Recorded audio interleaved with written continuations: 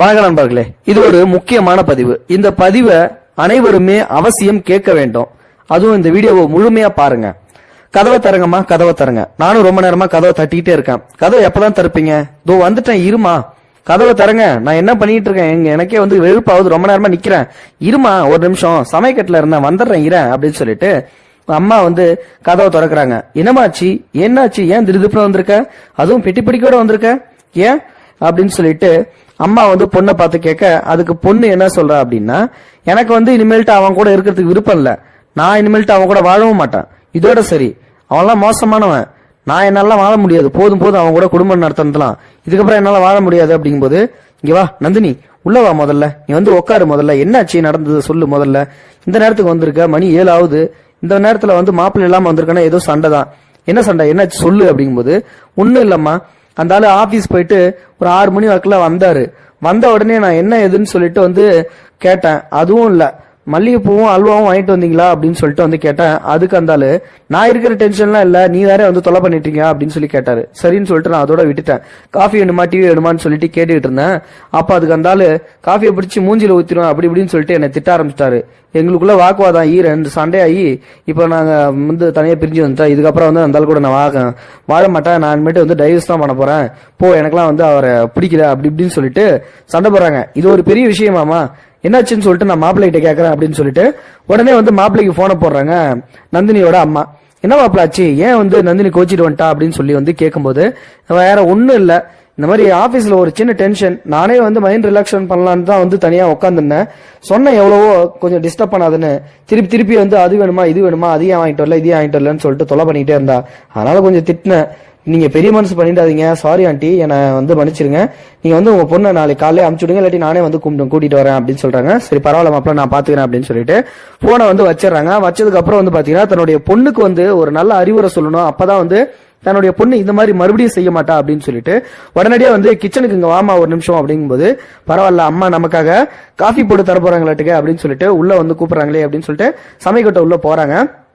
அப்போ வந்து பாத்தீங்கன்னா ஒரு 3 பாத்திரம் எடுமா, அந்த ஸ்டவ் வந்து பத்த வை, இந்த கேஸ் அடுப்பையும் பத்த வை அப்படின்றாங்க. எதுக்குமா அப்படிங்கும்போது, நான் சொல்றத முதல்ல செய்ய, நீ முதல்ல பத்த வை அப்படின்றாங்க. சரி அப்படின்னு சொல்லிட்டு ஸ்டவ்ல பத்த வச்சிடறாங்க. அதே மாதிரி கேஸ் அடுப்பு 2 அடுப்பு இருக்கு இல்லையா, அதுலயும் வந்து பத்த வச்சிடறாங்க. சோ இப்போ 3 வந்து பர்னர் எரிஞ்சிட்டு இருக்கு அப்படின்னு கணக்கு வச்சுங்களேன். 3த்திலுமே வந்து ஒரு பாத்திரம் வச்சுக்கோ, எல்லாத்திலுமே வந்து தண்ணியை சுட வை அப்படின்றாங்க. எதுக்குமா, நீ வைய, நான் சொல்றதை கேள, முதல்ல சொல்றதை செய்யி அப்படின்னு சொல்லி வந்து சொல்றாங்க. சோ உடனே வந்து பாத்தீங்கன்னா அந்த 3 பாத்திரத்திலயும் வந்து தண்ணியை சுட வைக்கிறாங்க. ஸோ சுட வச்சதுக்கு அப்புறம் வந்து பாத்தீங்கன்னா நல்லா கொதிச்சதுக்கு அப்புறம் என்கிட்ட சொல்லு அப்படின்றாங்க. நல்லா வந்து கொதிய ஆரம்பிச்சிடுது. உடனே நந்தினி வந்து, அம்மா தண்ணி கொதிஞ்சிச்சு, என்ன பண்ணும் சொல்லுமா அப்படின்றாங்க. இப்போ நான் வந்துட்டு 3 பொருள் கொடுப்பேன், அந்த பொருள் எல்லாத்திலயும் வந்து போடு அப்படின்றாங்க. ஒரு பொருள்ல வந்து காப்பித்தூளை வந்து போட சொல்றாங்க. அதே மாதிரி இன்னொரு பொருள்ல வந்து முட்டையை வந்து போட சொல்றாங்க. அதே மாதிரி இன்னொரு பொருள்ல வந்து கேரட்டை வந்து போட சொல்றாங்க. சரின்னு சொல்லிட்டு காப்பித்தூள், முட்டை, கேரட் இந்த 3ஐயும் வந்து போட சொல்றாங்க. சரி அப்படின்னு சொல்லிட்டு வந்து இந்த 3ஐயும் வந்து போடுறாங்க. போட்டதுக்கு அப்புறம் வந்து பாத்தீங்கன்னா காபி தூள் அப்படியே கலர் வந்து மாறிடுச்சு. அதே மாதிரி முட்டை இருக்கு பாத்தீங்களா, அந்த முட்டையும் நல்லா வெந்துருச்சு. அதே மாதிரி கேரட்டும் அப்படியே சாஃப்ட் ஆகி அதுவும் வந்து வெந்துருச்சு. இப்ப 3 பொருளையுமே வந்து வெளியில எடுக்க சொல்றாங்க. சோ அதுல வந்து பாத்தீங்கன்னா முட்டையை எடுத்து வைக்கிறாங்க. அதே மாதிரி காபி தூள் வந்து எடுத்து வைக்க, அந்த காஃபி கலக்கின தண்ணியை வந்து எடுத்து வைக்கிறாங்க, தூள் கலக்கினது. அதே மாதிரி அந்த கேரட்டையும் வந்து தனியா வெளியே எடுத்து வச்சிடறாங்க. சோ நான் வந்துட்டு வந்து 3 பாத்திரத்திலயும் வந்து 3 வித்தியாசமான பொருட்களை வந்து கொடுத்தேன். முதல்ல இதுல வந்து பாத்தீங்கன்னா காஃபி தூளை கொடுத்தேன். அது என்னாச்சு, அந்த தண்ணியோட போய் கலந்துருச்சு. அதுக்கப்புறம் அதை பிரிக்க முடியாது. இது காஃபிக்கு உரிய தன்மை. முட்டை போடுறதுக்கு முன்னாடி ரொம்ப கெட்டியா இருந்தது, அதை உடைச்சா தண்ணி மாதிரி இருந்தது. ஆனா இப்போ அந்த கெட்டித்தன்மை போய் அந்த ஓட்டை உரிச்சா ரொம்ப சாஃப்டான ஒரு பொருள் கிடைச்சிச்சு. அதே மாதிரி கேரட்டை நம்ம போடும்போது ரொம்ப ஹார்டா இருந்தது. இப்ப அந்த கேரட்டை தொட்டு பார்த்தா நொனன்னு வந்து சாஃப்ட் ஆயிடுச்சு. இது மாதிரிதான் வந்து வாழ்க்கையும், ஒரு பொருளுமே அதோட நிறத்துக்கு ஏப்பவும் தன்மைக்கு ஏப்பையும் வந்து எப்படி மாறுதோ, நம்மளும் வந்து நம்ம அம்மாவோட வீட்டுல எப்படி இருந்தோமோ அதே மாதிரி நம்ம போற இடத்துலயும் இருப்போமா இல்லையான்னு சொல்லிட்டு நம்ம எதிர்பார்க்க கூடாது. அங்க போனதுக்கு அப்புறம் அவங்களுடைய வாழ்க்கை சூழ்நிலை எப்படி இருக்கு அப்படின்றத நம்ம புரிஞ்சு நடந்துகிட்டு அந்த ஒரு சூழ்நிலைக்கு ஏத்தாப்புல நாமே வந்து மாத்திக்கணும். மாத்தினாதான் அந்த குடும்பமா இருக்கும்.